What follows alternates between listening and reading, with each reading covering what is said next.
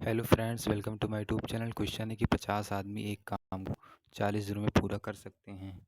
उन्होंने एक साथ काम शुरू किया, लेकिन 10 दिनों की प्रत्येक अवधि के बाद 5 लोगों का एक समूह चला गया।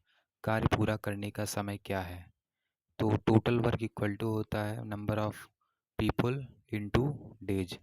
यहाँ नंबर ऑफ पीपल है 50 और डेज है 40, तो man into days equal to 2000 आपका काम है। अब 2000 काम को करने के लिए 50 आदमी पहले तो करेंगे, जो कि बोला है कि उन्होंने एक साथ काम शुरू किया, लेकिन 10 दिनों की प्रत्येक अवधि के बाद 5 लोग चले जाते हैं। यानी 10 दिन पहले तो काम करेंगे 50 लोग, उसके बाद 5 लोग चले जाएंगे। तो 50 गुणे 10 कितना काम हुआ? 500 का। अब कितने लोग बचे? 45 लोग। अब 45 गुणे 10 कितना काम हुआ? 450। अब कितने लोग बचे? 40 गुणे 10 400 काम हुआ। अब 35 गुणे 10 350। फिर 30 गुणे 10 300 कार्य हुआ। इनका योग कितना आया आपका? देखिए 50-50 का अंतर है, तो ये हो गया 400 और 5 3 800 और 450 350 800। ये 2000 काम आपका कंप्लीट हो गया। तो कितने दिन लगे? इसमें बोला बोला था कि इसमें पूछा था कि उन्होंने एक साथ काम शुरू किया, कार्य पूरा करने का समय क्या है, कितना दिन लगेगा? तो आपको पता है कि 10 दिन की प्रत्येक अवधि के बाद 5 लोग काम छोड़ के चले जाते हैं। यानी हमने 10 दिन 50 लोगों से काम लिया, फिर 10 दिन 45 लोगों से, फिर 10 दिन 40 लोगों से। यानी 10 10 20 10 30 10 40 10 50 50 दिन में आपका काम कंप्लीट हुआ।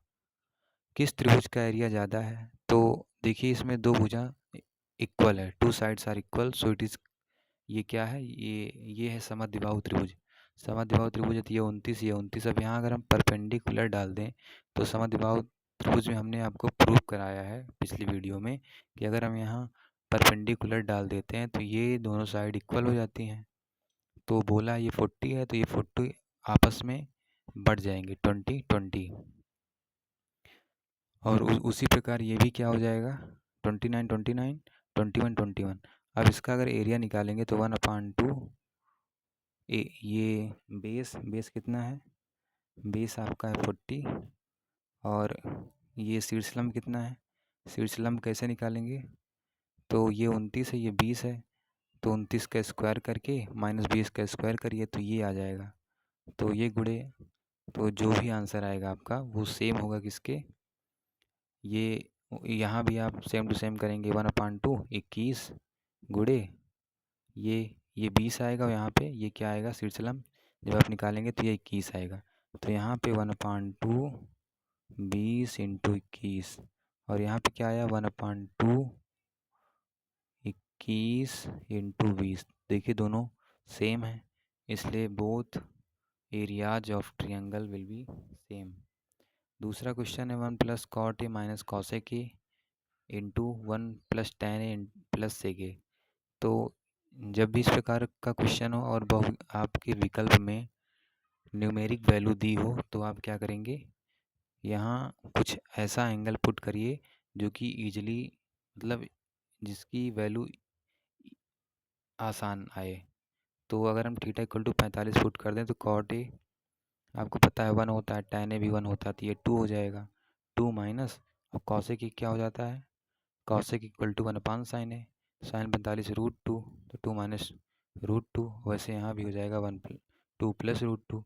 तो a plus B a minus B क्या होगा? 4 माइनस 2, यानी 2 इसका आंसर हो जाएगा। दूसरा क्वेश्चन है कि the distance D a moving body travel varies directly with the time. यानी जो डी है वो वेरी करता है डायरेक्टली टी के, यानी टी के क्या है? प्रोपोर्शनल है। उसके बाद कह रहा है कि when it moves a train travel 72 kilometre in 2 hours, find the equation that relates D and T. तो हमने पहले वाले सेंटेंस से पाया कि डी प्रोपोर्शनल टू टी है, और टी क्या होता है? समय बराबर दूरी बटे चाल, तो 72/2 ये हो जाएगा, तो यानी ये 36, तो डी इक्वल टू 36 टी। दूसरा क्वेश्चन क्या है? 8.25 का क्यूब माइनस 3 8.25 का स्क्वायर तो जब भी देखिए 3a² बी और यहाँ भी प्लस 3b² इस प्रकार आएगा। तो आपको सोच लेना है कि a³ minus b³ minus 3a² plus 3ab², ये किसकी आइडेंटिटी यूज हुई है, a माइनस बी का होल क्यूब का। तो यहाँ आप सीधा a माइनस बी का होल क्यूब लगाएंगे तो 8³ / 4³ = 2³ आंसर। दूसरा क्वेश्चन है कि 2500 मीटर की एक गोलाकार दौड़ में रीता और गीता एक ही बिंदु से एक ही दिशा में और एक ही समय में क्रमशः 36 किलोमीटर पर आवर और 54 किलोमीटर पर आवर की गति से दौड़ना शुरू करती हैं। कितने समय बाद वे पहली बार ट्रैक पर मिलेंगे? तो दोनों की जो डायरेक्शन है वो सेम है। हमने आपको पिछली वीडियो में ट्रेन के माध्यम से बताया था कि अगर दोनों की स्पीड से, मान लीजिए ये ट्रेन है और ये कोई व्यक्ति है, ये भी इस दिशा में जा रहा है, ये भी इस दिशा में, तो हम जब रिलेटिव वेलोसिटी लेंगे तो माइनस कर देंगे। अगर यही व्यक्ति इस तरफ जाता तो क्या कर देते, प्लस। क्योंकि अगर आप ट्रेन पे बैठे हैं और एक आदमी भागते हुए ट्रेन की विपरीत दिशा में जा रहा है और ट्रेन इस तरह जा रही है, तो आपको वो दोगुनी स्पीड से जाता हुआ दिखेगा, इसलिए हम ऐड कर देते हैं। तो यहाँ भी क्या करेंगे, हम एक ही दिशा में है तो माइनस कर देंगे। और क्या बोला है, कितने समय बाद वे पहली बार ट्रैक पर मिलेंगे? तो समय बराबर क्या होता है, दूरी बटे चाल। दूरी इतनी है, चाल क्या हो जाएगी, रिलेटिव, यानी 36 - 54 कितना आएगा, जो भी आए। तो यहाँ पे आंसर आपका, यहाँ जब ऊपर मीटर था तो नीचे वाले को भी हम मीटर में चेंज करेंगे। ये किलोमीटर पर आवर है तो 1 किलोमीटर में कितने मीटर, 1000। एक, हमें पता है 1 घंटे में कितने सेकंड, 3600 सेकंड। तो इसको सॉल्व करेंगे तो 5/18 से मल्टीप्लाई करेंगे तो आपका 500 सेकंड आंसर हो जाएगा। दूसरा क्वेश्चन है कि what is the smallest natural number n such that n+1 × n × n - 1 × n - 2 ... 3 × 2 × 1 is divisible by 910। तो 910 को आप लिख सकते हैं 1391 × 10। तो यहाँ n मतलब ये जो भी है इसका मल्टीप्लाई तो 13 तो आना ही चाहिए। तो अगर इसको हम ध्यान से देखें तो ये कुछ नहीं है बल्कि ये n+1 का फैक्टोरियल लिखा है। तो n = 12 तो होना ही चाहिए, तभी ये 13 फैक्टोरियल आएगा, तभी 13 कट ही पाएगा, तभी 13 कैंसिल हो पाएगा। तो इसलिए n न्यूनतम वैल्यू क्या होनी चाहिए, 12। दूसरा क्वेश्चन क्या है कि m ratio n = 1:2, p ratio q = 3:4, then find the value of 2m + 4p ratio n + 3q।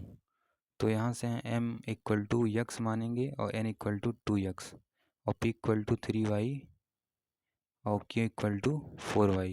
क्योंकि ये अलग है, ये अलग है, तो जब इसको हम रखेंगे यहाँ पे तो 1:1 आंसर आ जाएगा।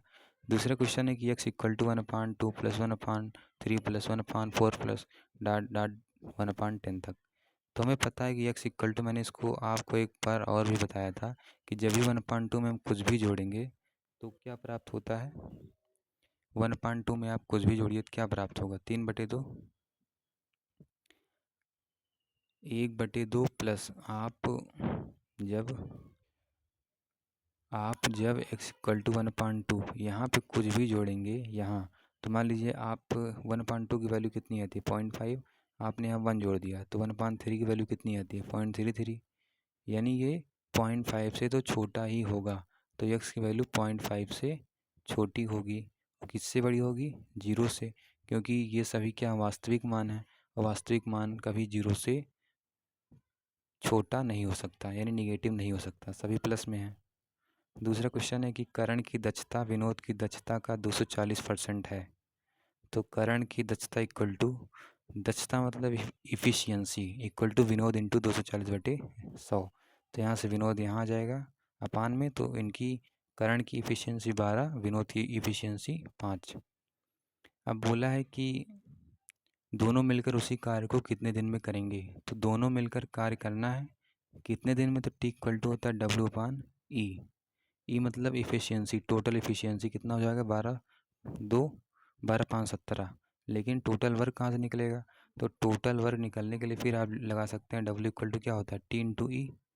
तो T क्या है, अगर आप देखेंगे तो बोला है कि 34 दिन में करण कार्य कर लेता है, तो 34 × करण की इफ़िशियंसी क्या है, 12, तो वही हमने कर दिया, तो यहाँ से 24 डेज आंसर। दूसरा क्वेश्चन है कि ऐसी दो संख्याएं जैसे a greater than b, HCF of a comma b equal to h है और LCM of a comma b equal to i, then a minus b और b का LCM क्या होगा। तो a माइनस b और b का LCM तो हम नहीं निकाल सकते, लेकिन HCF निकाल सकते हैं। क्यों? क्योंकि a कामा b का HCF दिया गया है h। अब अगर 9 कामा 5 का HCF 1 होता है तो 9 माइनस 5 4, 4 कामा 5 का भी HCF 1 ही होगा, तो इसका भी HCF h होगा। इसका हमें HCF पता है, तो हम जानते हैं एक फार्मूला की LCM गुणे HCF इक्वल टू दो संख्याओं का गुणनफल। तो हम यहाँ HCF लिख देंगे h into LCM equal to first संख्या क्या है a माइनस बी, सेकेंड क्या है b, तो यहाँ से LCM ये आ जाएगा। दूसरा क्वेश्चन है कि इतनी संख्या है में 6 और 5 का जातीय मान क्या होगा। जातीय मान मतलब फेस वैल्यू।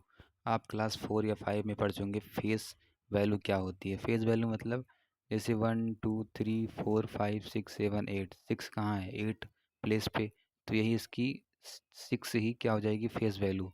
फेस वैल्यू मतलब जो पूछे वही फेस वैल्यू उसकी हो जाती है। इसमें क्वेश्चन पूछा है कि में 6 और 5 के फेस वैल्यू का सम क्या होगा। तो 6 5 प्लस 11, चूँकि 6 का जो फेस वैल्यू होगा वो 6 होगा, 5 का फेस वैल्यू 5 होगा, तो 6 प्लस 5 इक्वल टू 11। दूसरा क्या है प्लेस वैल्यू क्या होता है। प्लेस वैल्यू मतलब वो किस स्थान पे है, जैसे इकाई दहाई, तो 8 का जो प्लेस वैल्यू होगा वो 80 होगा, चूँकि 8 गुणे 10 यहाँ 1 से गुणा होता है, दाएं पे 10 से गुणा होगा, तो 6 पे 6000 से। दूसरा क्वेश्चन है कि 40 व्यक्ति हैं, यदि प्रत्येक व्यक्ति हर दूसरे व्यक्ति से हाथ मिलाता है तो हाथ कितने प्रकार से मिलाया जा सकता है। मतलब प्रत्येक व्यक्ति एक दूसरे से कितने प्रकार से हाथ मिला सकते हैं। तो इसका पहला मेथड यही है कि 40 व्यक्ति हैं, 40 में से 2 व्यक्ति हाथ मिलाएंगे एक दूसरे से, मतलब यही तो मैं निकालना है कि प्रत्येक व्यक्ति एक दूसरे से कितने प्रकार हाथ मिला सकते हैं। तो एक समय पे 2 व्यक्ति हाथ मिला सकते हैं, तो 40 में से 2 व्यक्तियों को चुनने के तरीके, मतलब 40 में 2 ही, मतलब 2 व्यक्ति तो 2 व्यक्ति करके ही तो हाथ मिलाएंगे। तो 40 C2 इक्वल टू कितना आता है 40 C2 इक्वल टू, आपने क्लास 11 से पढ़ा होगा NCR इक्वल टू क्या होता है। NCR equal to n factorial upon n minus r factorial into r factorial.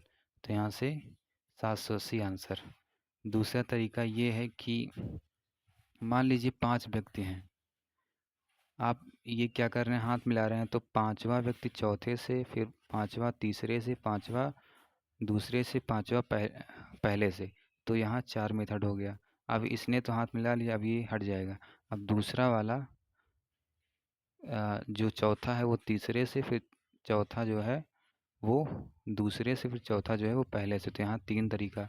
इसी प्रकार ये 2 तरीका और यहाँ 1 तरीका। इसको ऐड कीजिए, 4 3 7 1 8, 8 ये हो गया और 8 2 10, चूँकि 4 3 7, 7 2 8 1 9, 9 तरीका हो गया आपका।